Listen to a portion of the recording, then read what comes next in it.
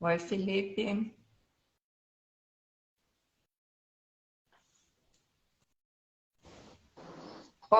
Oi, entrou, conseguimos. Conseguimos, conseguimos. Ah, você tá vendo que a gente até que não é tão assim.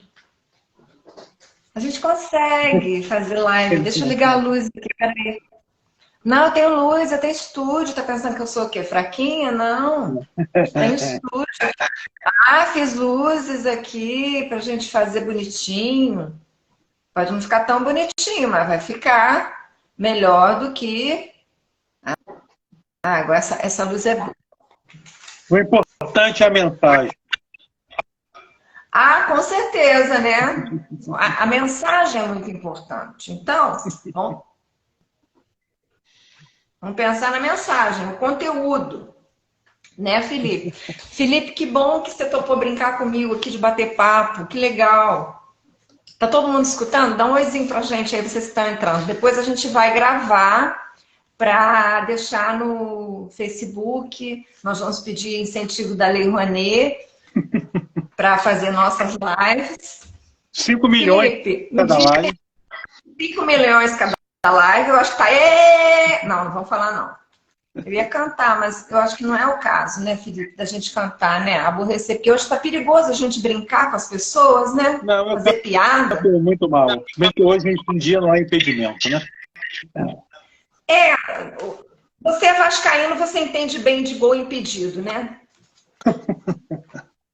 Entendo, entendo de VAR. Mas, vamos dar um varzinho aqui. Você tá proibido de sair da cidade ou tá liberado?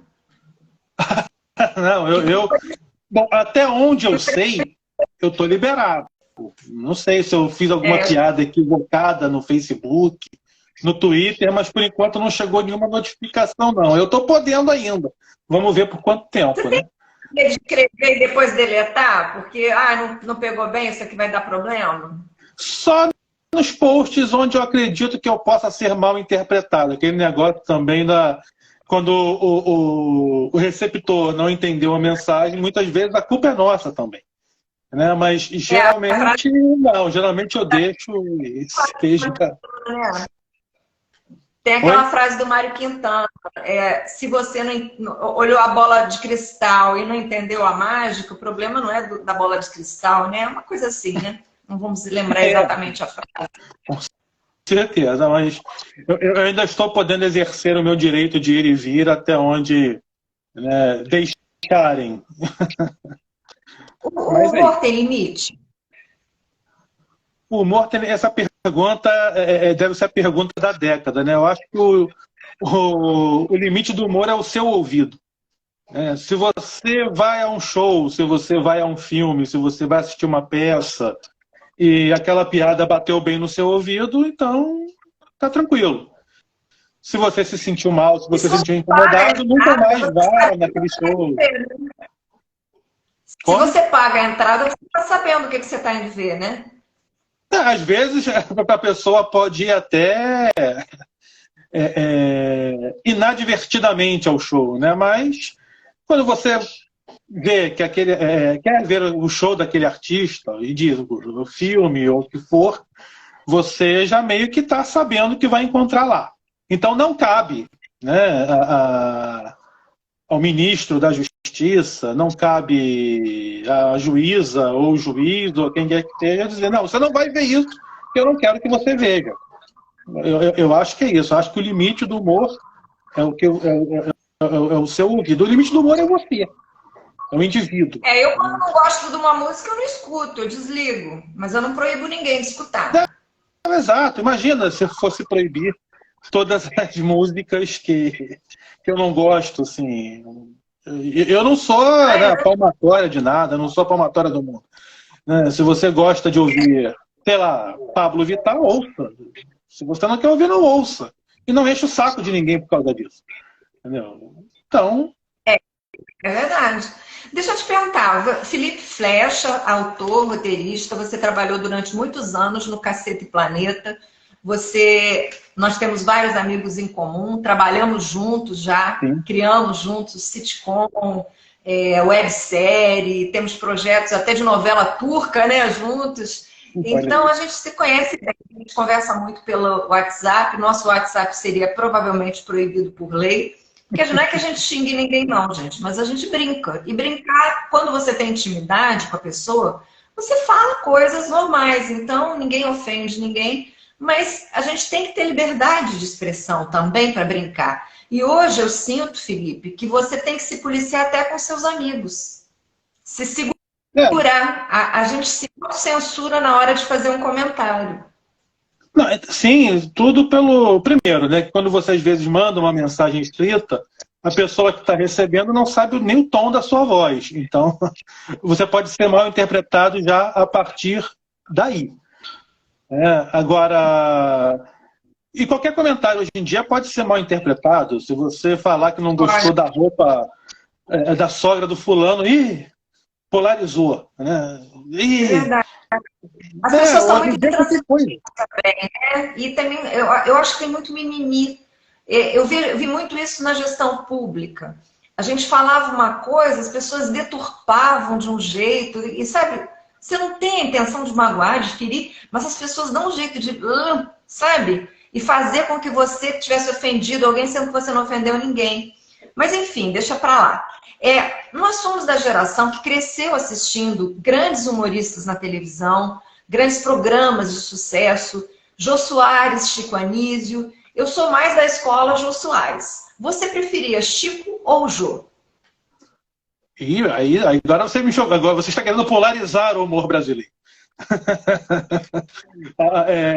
Olha, eu vou dizer, eu não estou em cima do muro não, eu gostava dos dois, porque eu acho que tinha uma diferença ali. O Chico, lógico que era tinha uma imensa capacidade de trocar a voz quando quisesse, os trejeitos dos personagens pareciam melhor estudados que o do Jô, mas eu gostava muito das piadas dos programas do Jô. Também, Max Nunes, né, fazendo piada, você não pode... Você não pode menosprezar um ataque desse, né? É um ataque que vai para resolver o jogo no primeiro tempo. Né? Todo dia, né?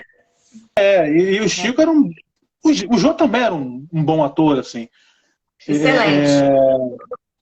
Mas que o Chico tinha muitos personagens variados. E o Jô tinha um jogo de cena a mais. Ele era mais solto no palco. O Chico era mais travado, ele fazia muito personagem mais de bordão, né?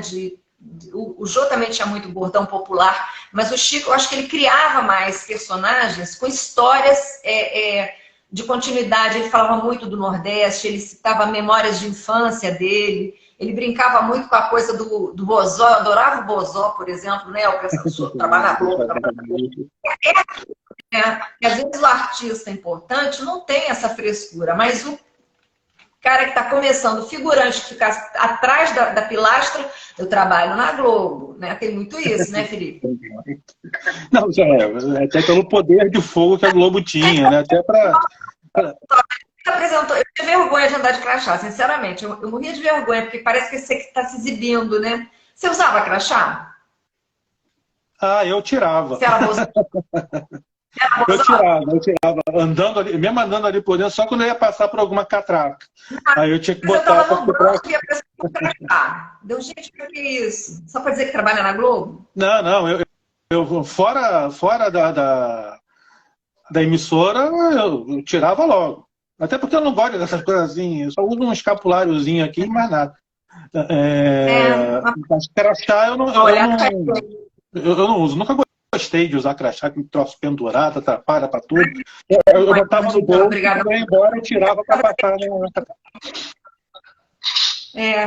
Deixa eu te perguntar, você também trabalhou com o Cacete Planeta, que eu sou apaixonada pelo Cacete Planeta, que foi assim um dos programas revolucionários da televisão. Começou no TV Pirata, né?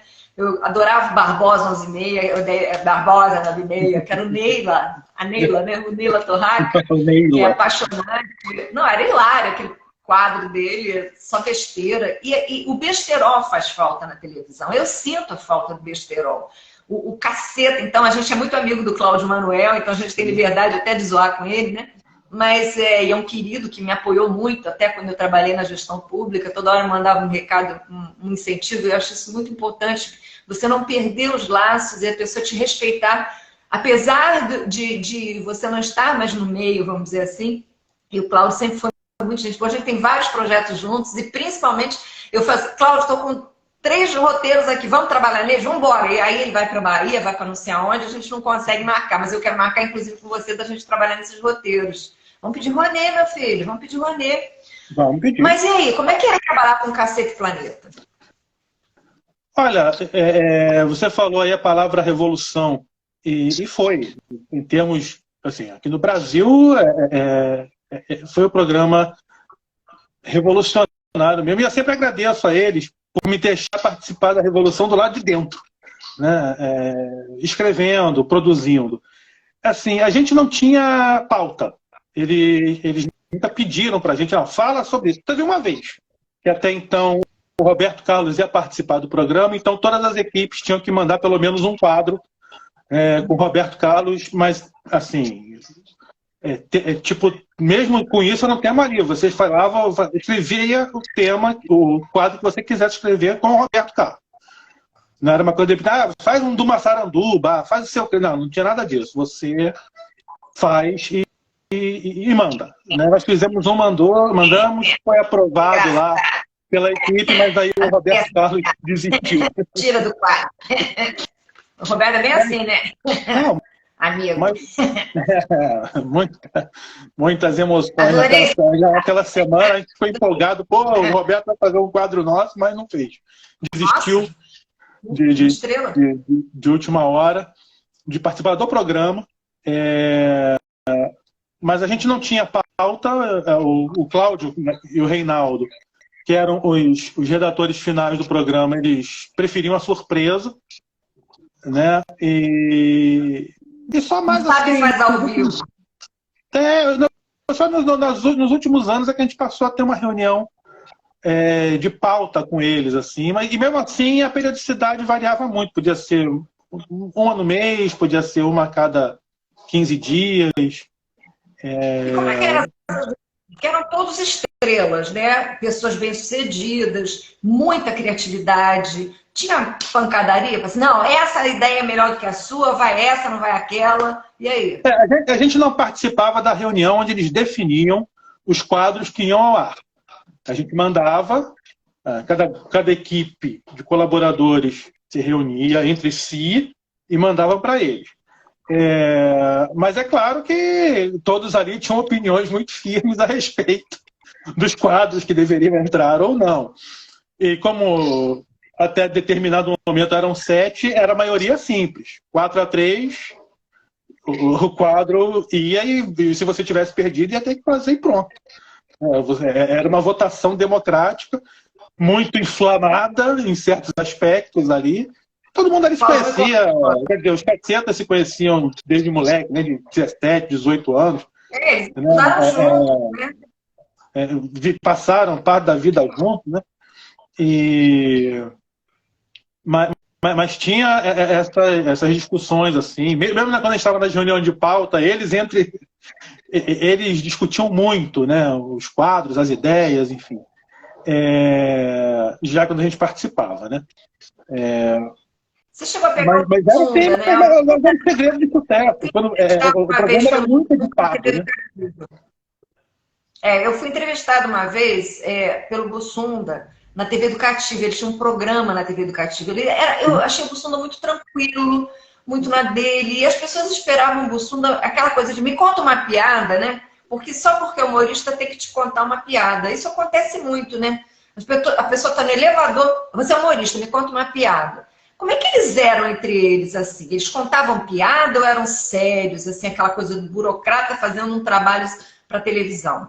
Não, até pela convivência, né, de muito tempo deles, assim, de praia, de colégio de aplicação. Depois, quando o Hélio também entrou, assim, na faculdade de engenharia e começou a participar também do grupo.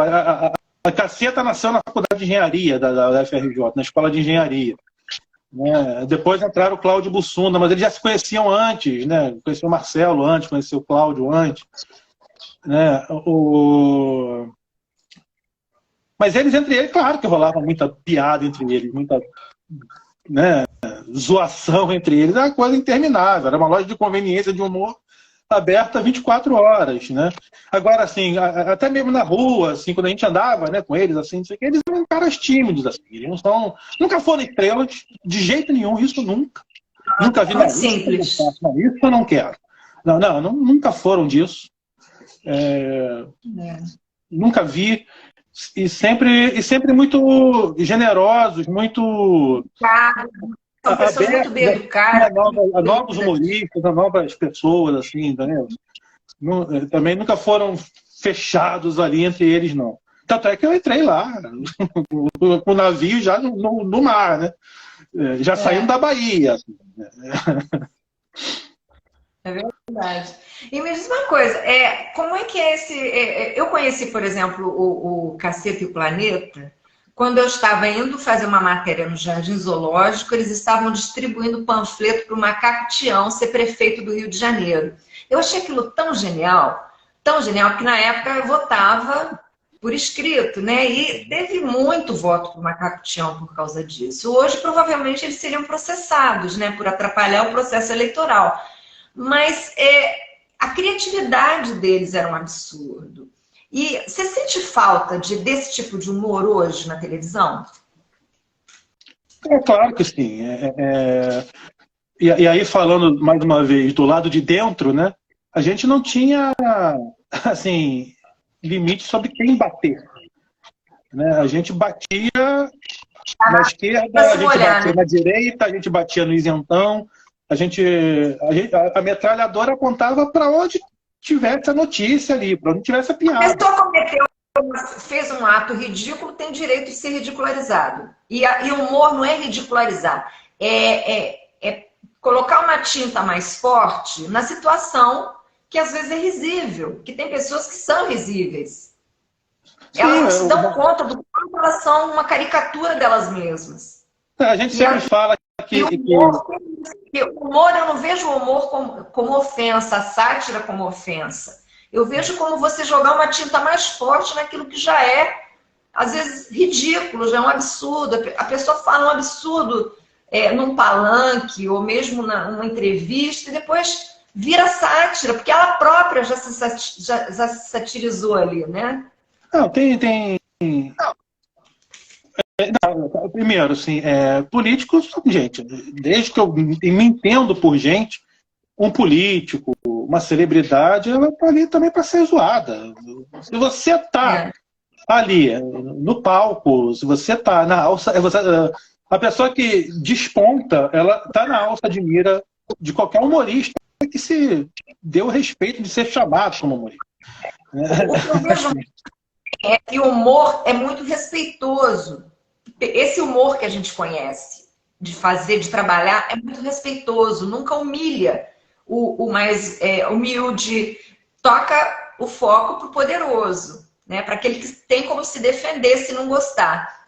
Mas hoje o que eu vejo muito é muita ofensa.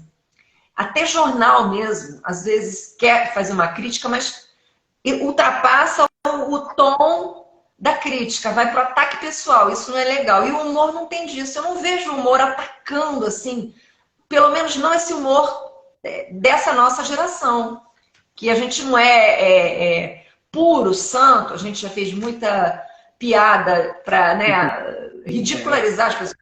Ridículas. Tem pessoas ridículas. São ridículas, vão fazer o quê? Mas a gente não humilhava, né? Não tem essa humilhação. E hoje, você vê muito isso, ataque pessoal.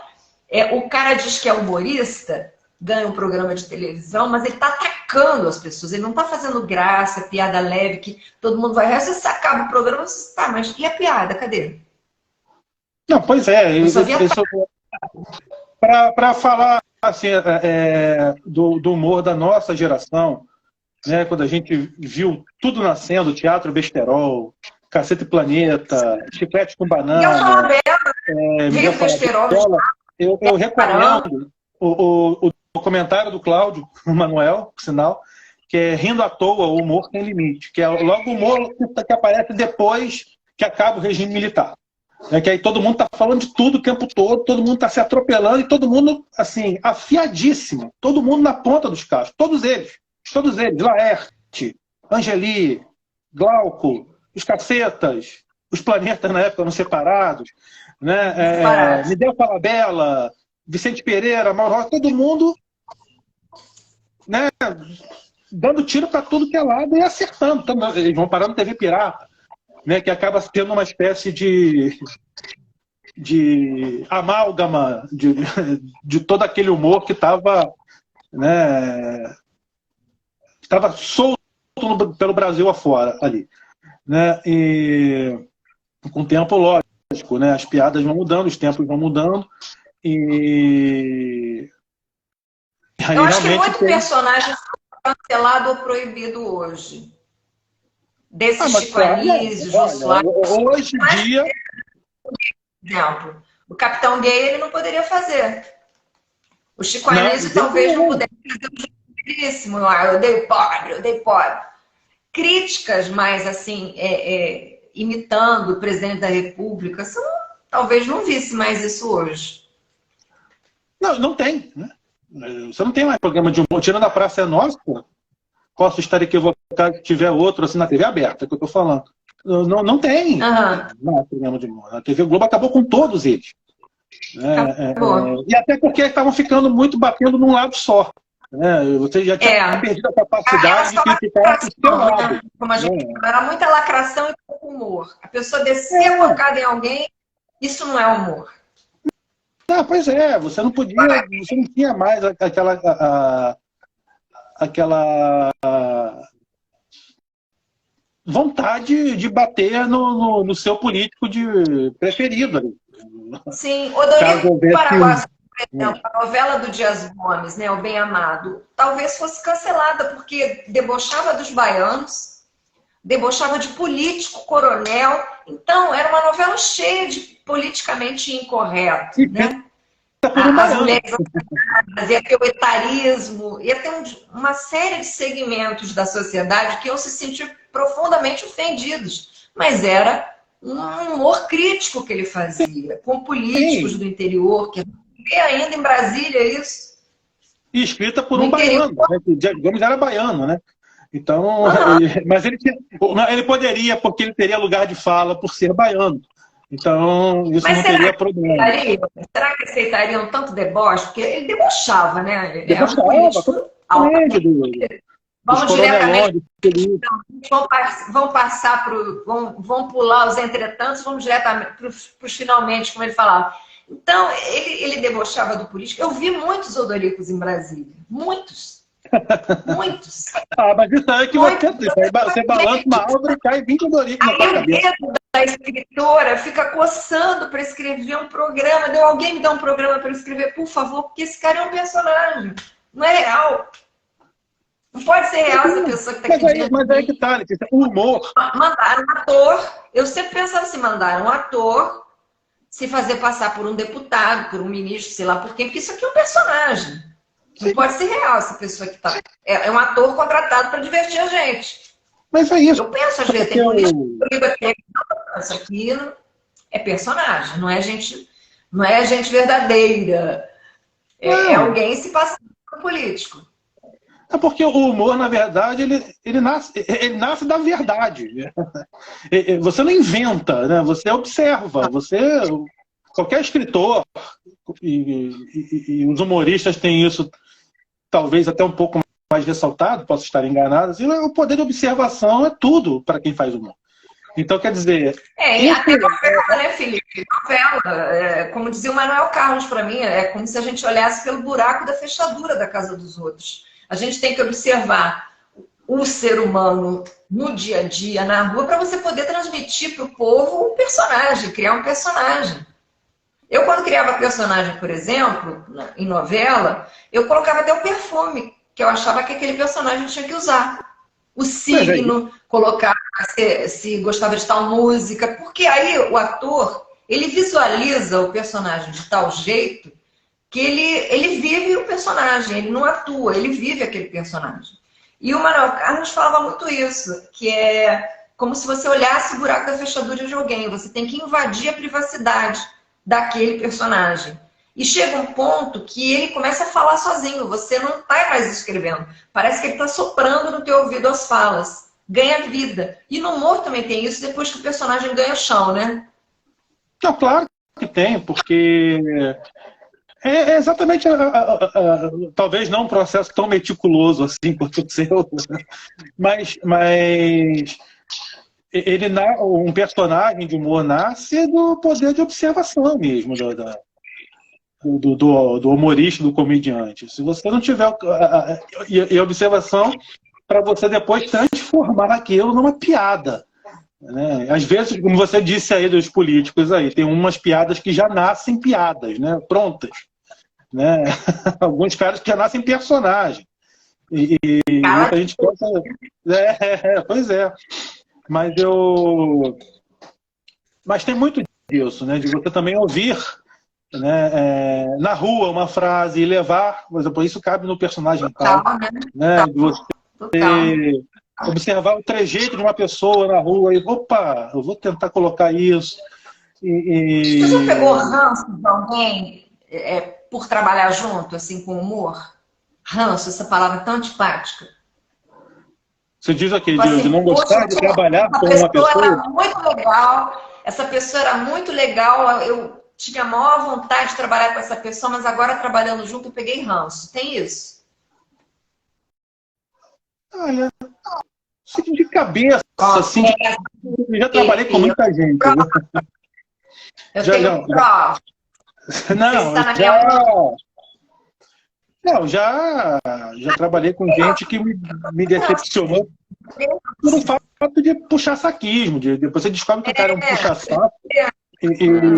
E aí você fala, pô, cara, eu não sou assim. Você admirava a pessoa, depois você vê que a pessoa é medíocre, né? Que tem 30 assessores, que não faz nada, só aparece na televisão e é tudo prontinho, não é capaz de improvisar, não é capaz... Porque eu acho que o ator, o comediante, tem que também ter essa coisa do improviso, de saber fazer a piada acontecer. Porque não adianta você dar um texto maravilhoso e o cara destruir. Isso aí a gente até tinha receio. Já madrugada escrevendo e o cara destruir meu texto. Não, às vezes a gente tinha medo no Tapas e Beijos, por exemplo, de criar um personagem que ia participar só daquele episódio, né? Uma participação especial. A gente tinha medo de sonhar com Arcídio Meira numa participação especial, naquela época ele estava vivo, e viu um Zé Mané qualquer para destruir a piada. Isso tem muita participação, né, Felipe? Você assim, criar participação. É um drama do autor é criar participação. Porque aquele ator, às vezes, não faz nada há muito tempo, é lembrado, chamado, para fazer uma participação na novela. Então ele quer roubar a cena, que é a única cena que ele tem na novela, então ele quer roubar a cena. Então ele bota caco, às vezes, que não pode, ele quer estender, ele sabe, não, meu lado melhor é esse aqui, meu close. Então ele tenta chamar mais atenção do que o personagem deveria acontecer ali. Às vezes é um personagem discreto e o cara só falta colocar purpurina em cima para aparecer mais do que o protagonista, né? Eu lembro de uma cena que eu escrevi numa novela, com Maneco até, que a pessoa tinha que chegar e entregar uma carta para Helena, Regina Duarte. Aí a pessoa só chegava assim, a cena era assim: Dona Helena, chegou isso aqui para a senhora, um exemplo. Saía, tá, ela falou assim: Dona Helena, chegou para a senhora. E foi em câmera lenta o papel até a Regina. Aí gravava. Aí tem que tirar a mulher. Eu falei assim, não, você pega ali na porta e colocar debaixo da porta. Porque não dava. A pessoa, sabe, não se tocou que aquilo era um absurdo. Fica 3 horas para... Dona Helena, receba esta carta. Aí você fica...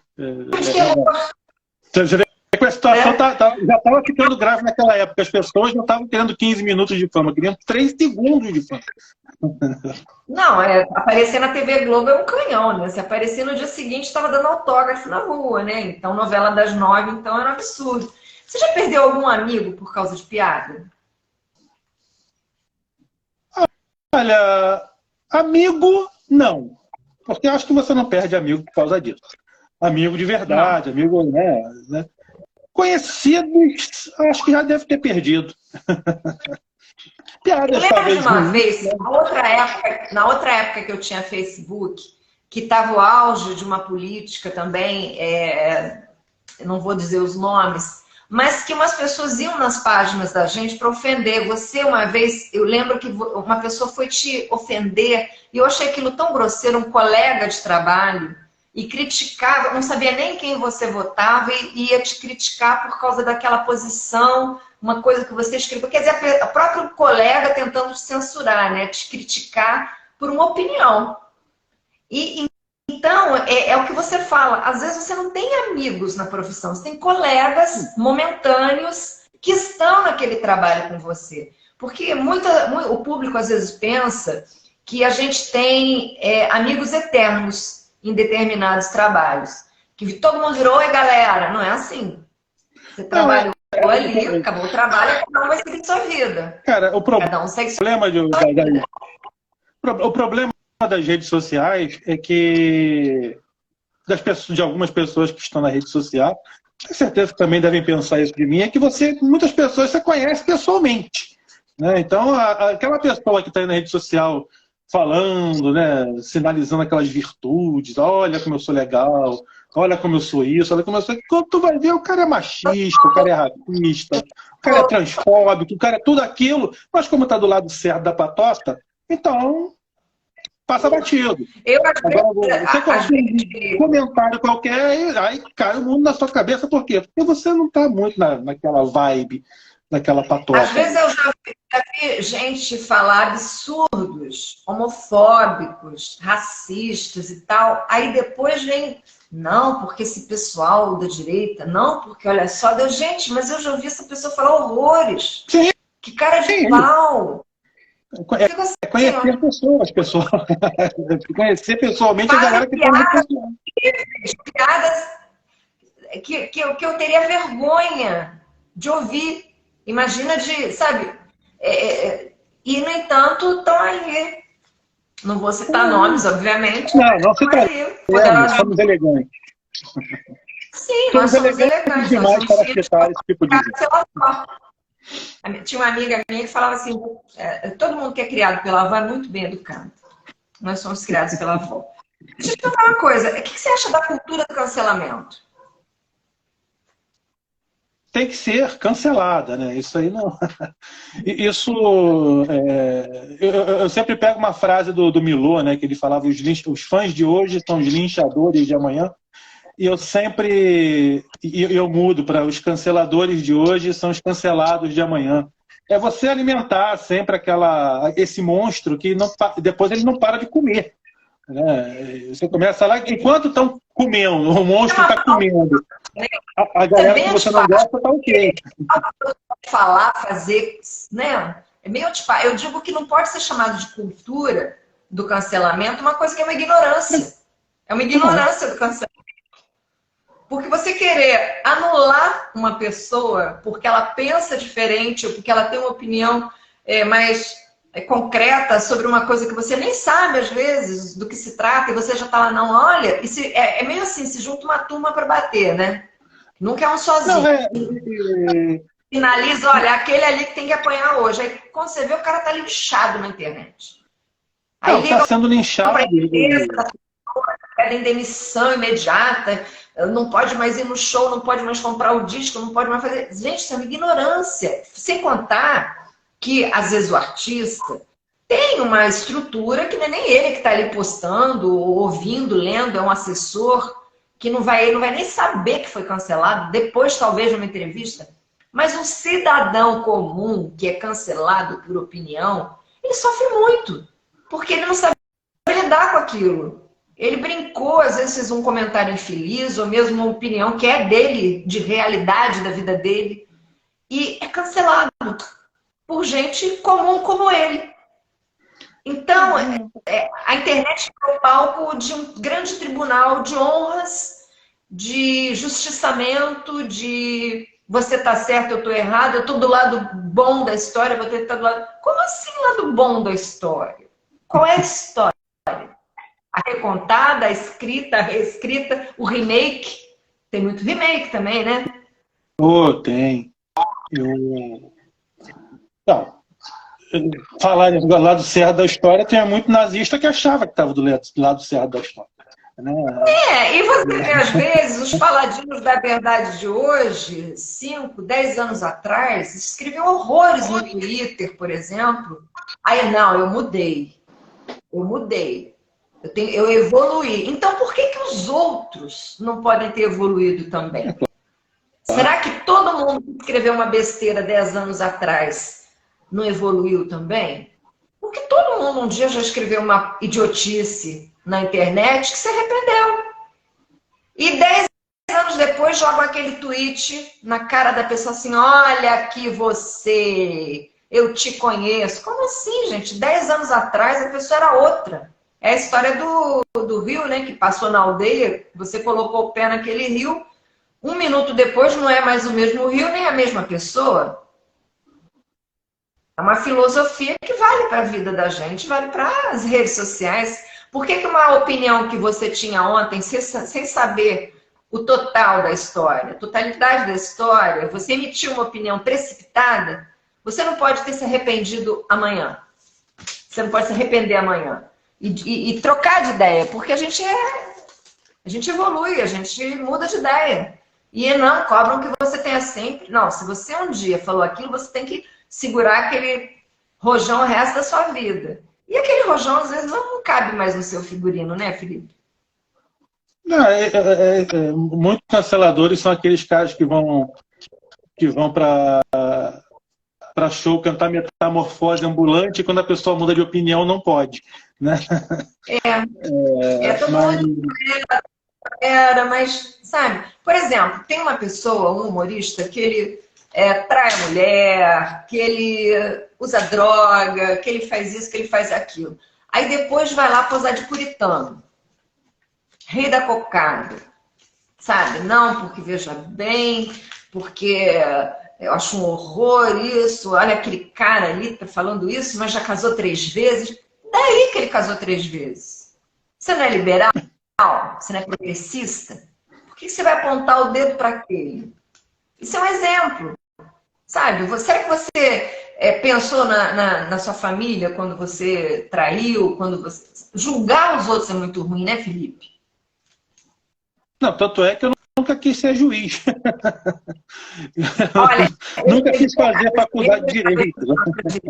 A gente prestava o vestibular. Eu estudei muito sobre direito no período da gestão pública. Eu lidava muito com advogado, com procurador, com auditor federal. Então, eu estudei muito direito, conheço muito lei. Hoje eu posso dizer para você que eu conheço muito lei. E eu sei me defender, inclusive defesas minhas, fui eu que escrevi, e a pessoa depois só incluía uma lei ou outra e mandava para frente, porque eu gosto do direito. Mas eu sempre separo o que é justiça do que é judiciário. Justiça é quando a justiça é feita. Judiciário é onde você busca a justiça. Porque às vezes a pessoa fala assim, não, porque na justiça... Não, judiciário, justiça é outra coisa. Agora, uma coisa também, você já percebeu que a pessoa é engraçadinha na internet, aí começa a fazer sucesso, entre aspas, vira site de notícias ou então coloca na bio, roteirista. Isso é um pouco agressivo para quem realmente é roteirista, né, não? Olha, isso e não é de hoje, né? Isso já é um fenômeno, vamos dizer assim, que já tem um tempo. Um colega de trabalho meu falava, cara, hoje em dia qualquer pessoa que acerta uma piada num blog acha que é roteirista. Hoje em dia é que eu me sinto capaz, né, de me chamar assim, de um roteirista mesmo. Tipo assim, eu sei fazer isso. Entendeu? Eu sei, me chama que eu resolvo problema de roteiro, me chama que eu faço isso, me chama. E depois de tantos anos de carreira, só ano passado é que eu virei chefe de uma sala de roteirista. Né? E que... Parabéns! Você está trabalhando com o Tom, né? Que eu trabalhei com ele muitos anos. Sim, trabalhei, né? Já estamos na guarda da segunda temporada para ver quando começa. Espero que comece logo. Né? Tomara, cara. Não, o Tom é um cara também muito... O Tom é um cara muito generoso. Eu gostei muito de trabalhar com ele, porque ele fala assim, se vira, escreve. Né? Ele não fica assim, não, que veja bem. Não, ele não é um cara muito... Ele teve um momento em que nós nos reunimos com ele. Ele deu boas ideias ali também, uns bons achados, umas boas soluções. E é bom.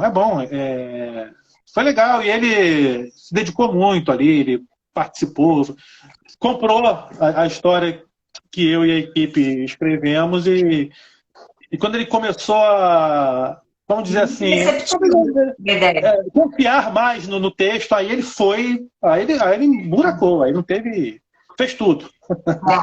Eu tive uma sintonia muito boa com ele. Eu comecei a escrever o programa dele e depois ele começou a mandar só para mim os textos, mandava. Eu falei assim, gente, eu trabalhei grávida, eu não tive licença maternidade nem nada, porque ele mandava muita coisa para eu escrever. E foi muito interessante que ele brincava comigo assim, você ficou muito criativa na gravidez. Eu falei assim, então eu vou ficar grávida todo ano. Grávida todo ano. Mais 5, 6 filhos aí para... Mas sem ser filho, você garante a Bolsa Família para mim? Pois é. Garante aí trabalho para mim em 10 anos. Você garante minha vida em 10 anos? Me diz uma coisa, você tem muito projeto engavetado? É o que mais temos, todos os roteiristas. A gente está sempre tendo ideia, a gente está sempre tentando desenvolver as ideias, desenvolve as ideias, mas na maioria das vezes elas vão para o céu das boas ideias. Mas você não manda para produtor, para televisão mesmo? Você não manda? Você não é daquele que bate na porta? Eu sou assim, eu bato na porta e olha, tem uma ideia que pode ser 400 não. Não, receber um não já é uma boa. Pior é que quando você manda... O não você já tem, né? O não você já tem, você vai buscar sim. Não, exato. O pior é quando ignoram simplesmente a sua ideia. Nem para falar, não gostei desta merda, eles mandam mais vezes a resposta. Né? Mas eu acho que o futuro disso é você... Eles falam assim, não, porque nós recebemos muitas ideias, então demoramos muito para ler. Mas eu acho que às vezes não. Eu acho que aqueles e-mails de contato, ninguém lê. Você tem que ter os e-mails das pessoas, o contato das pessoas e mandar para as pessoas. Porque quando você manda para o e-mail da firma, às vezes é o office boy que recebe e nem passa para ninguém. Eu acho que é assim que funciona. Não sei se é. E às vezes manda ideia para... Procuram muito você, tipo assim... Cara, eu tenho uma ideia sensacional. Eu queria que você passar para você, como se você fosse o Boni da TV, né?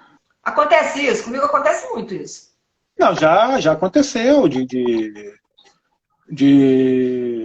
pô, vamos desenvolver isso aqui, que não sei o que. Assim, vamos mandar para quem? Você tem para quem mandar? E muitas vezes acontece isso, né? A ideia às vezes é boa pra caramba. Eu falei, pô, tô afim de fazer. Mas eu nem escuto, eu falo assim, olha, por contrato eu não posso escutar ideia inédita. E realmente a gente não pode, se você parar a pensar, né, Felipe? Se você escuta uma ideia... Só se, por exemplo, eu tenho uma ideia... Processa porque te mandou a ideia dele. Não, só se você chegar para mim e falar, Felipe, tô com uma ideia assim, vamos fazer? Aí eu, vamos embora. Você tá me chamando, sinal de que você confia. Eu já fiz isso, mas às vezes até... A gente não ganhou nada, a gente foi escrevendo para o Cláudio tentar vender, né? Exato. Talvez tenha sido o primeiro seriado totalmente criado via WhatsApp. Né? Isso talvez a gente possa botar no nosso currículo. Entendeu? Né, Felipe? Pô, foi rápido, é bom aqueles seriados. É ótimo. Muito legais. É ótimo. A gente tem que falar com essa ideia de novo, viu? Não, outro dia... O Manfredo me pediu o roteiro, né, que a gente tinha escrito, não sei o quê. Eu nem tenho mais que meu computador explodiu, o outro foi roubado, eu viajei para Lagoas, estava cheio de coisa dentro do computador, foi roubado, ai que horror, sabe? É chato, a gente perde as coisas, eu não tenho essa coisa de fazer backup, eu não entendo nada de internet, só assim, não tem aquela coisa eu vou guardar na nuvem, não sei nem usar nuvem. Agora para entrar no nossa live maravilhosa aqui, Como é que faz, Felipe? Me ensina. Eu também não sabia, então quer dizer, 0-0, né? O Google, né? Mas eu aconselho você a mandar por e-mail para você mesmo, que aí fica guardado na sua caixa de e-mail. Tem uma hora que o e-mail explode, né? Não aguenta tanta coisa, porque um projeto é muito grande, né? Não, mas aí texto ocupa menos espaço. Reserva. Aí eu esqueço a senha. Bom, aí. Mas eu guardo na nuvem, já aprendi a guardar na nuvem. Mando para mim. Nuvem, eu sou Dilma. Nuvem, que nuvem? Não pode falar, desculpa. Nuvem tá no céu. De coração, Dilma. Desculpa. Não. Não esquece negócio de nuvem. Mas, então, que projetos assim você não realizou que você faz assim, poxa, esse projeto é a minha cara, eu queria ter escrito? Que não é de minha autoria? Que você, puxa, isso aqui é o meu modelo, eu ia mais escrever isso. Eu gosto Na verdade, são projetos dos streamings dos Estados Unidos, assim, que eu gostaria de ter escrito, como Barry, da HBO, que eu gosto muito. Né? Uma comédia dramática, bem dramática, né? Mas... Uma loucura. Né? Eu não tinha idade para TV Pirata, eu nem era profissional na época, mas era um programa que eu gostava de ver, sabe? TV Pirata é o ícone o melhor que a gente teve assim de humor, de criatividade, de personagens divertidos. Era muito ator talentoso junto. Hoje eu sinto falta de bons atores também, porque às vezes a gente vê muito programa para caça-níquel. O cara consegue uma equipe, junta uma grana, consegue uma lei de incentivo, tem um canal que precisa ter a cota de brasileiros, né, naquele canal, e coloca no ar e você vê, tem vergonha do que você está vendo. Eu tenho muita vergonha, às vezes, de programas que diz que é humorístico, e eu falo, cadê? Não tem linguagem, não tem conteúdo, não tem bom ator, tem um bando de gente gritando, e grito para mim não é engraçado, dói o ouvido, você não ri. E às vezes a suavidade, às vezes você dá uma risada muito mais interessante, você conquista mais o público do que com gritaria. Eu detesto gritaria. A pessoa começa a gritar, deu ai. Não, grita é falta de recurso. Grita é falta de texto. Falta de Exatamente. Ou então aquele personagem que só fala bordão. Aquilo também é chato pra caramba, né? Só bordão. Ele entra, fala o bordão e acabou a cena. Pois é, todo mundo acha engraçado no palco e ele sai, né? Só pra falar aquilo. Isso aí é falta de texto mesmo, é falta de estrutura, né? Por exemplo, quando você tem um programa que está há muitos anos no ar e você já não tem mais ideia para aquilo, então...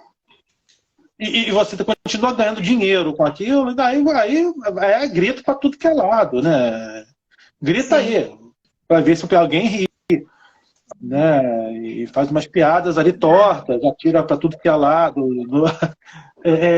A história paralela não tem nada a ver com a outra. Quer dizer, se você fizesse 3 episódios com a mesma história aí... que a gente escreveu, que era uma maluquice sem tamanho. Eu nem vou falar o nome para o pessoal não procurar na internet, mas é uma maluquice sem tamanho. Sim, claro. Faz assim, gente, eu não acredito que a gente está escrevendo isso, gente. A gente escreveu por amor. Mas a gente tinha boletos para pagar, né, Felipe? Temos, né? Eles não param de chegar, eles chegam de todos os lugares, boletos do espaço. Boleto não para de chegar. Mas eu tinha muita vontade de ter escrito TV Pirata, porque era muito personagem legal, muito personagem incrível, divertido. Até as novelas de humor hoje... Eu parei de ver novela tem tempo já, eu assisti Pantanal Remake, que eu queria ver, porque era uma novela que me impactou muito, mas não me chama atenção, eu gosto muito de série, o ritmo da série, né? Aquela coisa de frases curtas e mudou de cena, a série tem uma agilidade que eu gosto. Não precisa escrever séries, Felipe.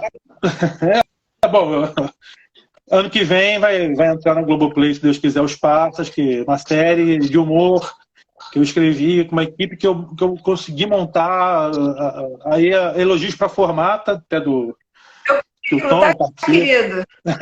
Currículo, tá, querido? Aí eu montei um Dream Team, graças a Deus, assim, foi muito bom o processo. Não, e é legal quando você tem a equipe, né? Não, a formata deu tudo. Eu sempre trabalhei muito sozinha, com negócio de novela, coisa assim. A gente fica muito isolada, a gente não tem colega de trabalho, né? Você vê as pessoas de vez em quando, é muito assim. E no humor a gente tem mais aquela coisa de juntar, né? De trocar ideia, de quebrar pau. E o bom do humor, de trabalhar com humor, é que a gente não tem essa coisa de ai, não pode falar isso perto de mim que eu vou processar por assédio. Não tem, né? Não, não. Não na equipe, não. Fala tudo, né, Felipe? Na sala de humor a gente fala tudo, né? A gente não tem aquela coisa de ai, esse proibido aqui dentro. Não, não existe assunto proibido. Exato. Aí deixa lá pro pessoal das avaliações do canal. O Tom falava uma coisa para mim, que às vezes eu pisava firme no acelerador, e eu falava assim para ele, Tom, eu acho que eu exagerei um pouquinho aqui. Aí ele falou assim, Letícia, nunca se censura. Manda para mim, se alguém tiver que censurar ou cortar alguma coisa, ao contrário, ele botava a tinta ainda mais pesada. Ele pegava mais pesado ainda. Ele ficava muito engraçado. Ficava muito engraçado. Aconteceu também alguns momentos, de fato. Teve uma pessoa que eu escrevi, uma novela, que ele falou, não parece mulher escrevendo. Eu, por quê? Não, porque você escreveu aqui um cafajeste, tão cafajeste, um personagem tão cafajeste, que parece que você viveu, ou que você é um homem, que... Isso é preconceito, eu sou uma escritora, eu sei observar. Né? A gente escuta muito isso, nem parece que foi... É igual quando eu falo de literatura feminina, eu não quero saber se o autor é homem ou mulher, eu quero um livro bom para ler. Exato, então fala assim, fulano tem uma escrita tão sensível, tão feminina, tão... Aí ele entende a alma da mulher, né? Às vezes tem mulher na equipe também, né? Já parou para pensar? Pois é. Não, quando... primeira pessoa que eu chamei para trabalhar nos Parsas e não pôde aceitar, infelizmente, foi o Débora D'Amico, que é mulher, evidentemente, e uma das melhores frasistas que eu conheço. Né? É engraçada pra Dedéu e assim, tipo, é humor masculino.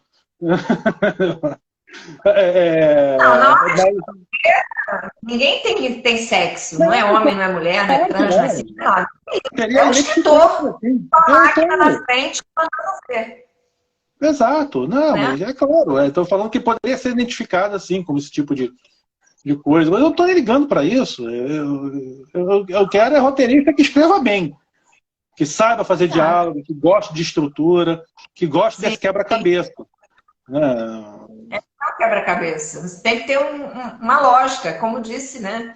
Uma frase famosa do Huxley, assim, que a vida não precisa fazer sentido, mas o humor tem que fazer sentido. Sim. A ficção tem que fazer sentido. Porque as pessoas cobram mais da ficção fazer sentido do que da vida. Acontece cada absurdo na vida real e as pessoas, sabe? Agora, quando é a ficção, isso não faz o menor sentido. Gente, é ficção. Né? Felipe, nosso tempo está acabando. Sim. Nosso tempo está acabando. Adorei conversar, foi um bate-papo gostoso. Obrigada por a gente passar uma tarde junto, né? Passar uma horinha junto, a gente conversa tanto no WhatsApp. De repente, nosso WhatsApp ficou aqui no Instagram. Estamos nos devendo aquele chopp ainda. Mas vamos... Eu não bebo. Eu sou uma mãe de família. Eu não bebo. Eu sou uma mãe de família, eu não bebo. Só bebo champanhe, tá, meu querido? Você fica na água com gás, então. Água com gás é top. Um beijo. Gente, obrigada para vocês que ficaram aí. Depois eu vou colocar no Facebook. Beijão, tchau. Tchau, obrigado. Vou desligar, tá? Tá bom. Beijo, queridão. Tchau.